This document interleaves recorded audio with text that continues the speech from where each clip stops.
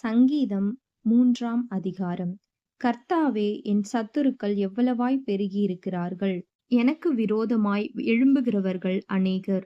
தேவனிடத்தில் அவனுக்கு இரட்சிப்பு இல்லையென்று என் ஆத்துமாவைக் குறித்துச் சொல்லுகிறவர்கள் அநேகராயிருக்கிறார்கள்.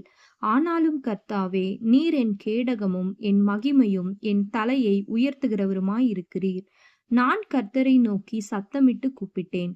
அவர் தமது பரிசுத்த பர்வதத்திலிருந்து எனக்கு செவி கொடுத்தார். நான் படுத்து நித்திரை செய்தேன், விழித்துக் கொண்டேன். கர்த்தர் என்னை தாங்குகிறார்.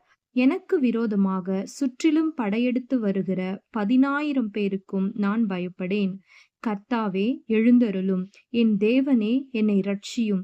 நீர் என் பகைஞர் எல்லாரையும் தாடையிலே அடித்து துன்மார்க்கருடைய பற்களை தகர்த்து போட்டீர். இரட்சிப்பு கர்த்தருடையது. தேவரீருடைய ஆசீர்வாதம் உம்முடைய ஜனத்தின் மேல் இருப்பதாக. ஆமென்.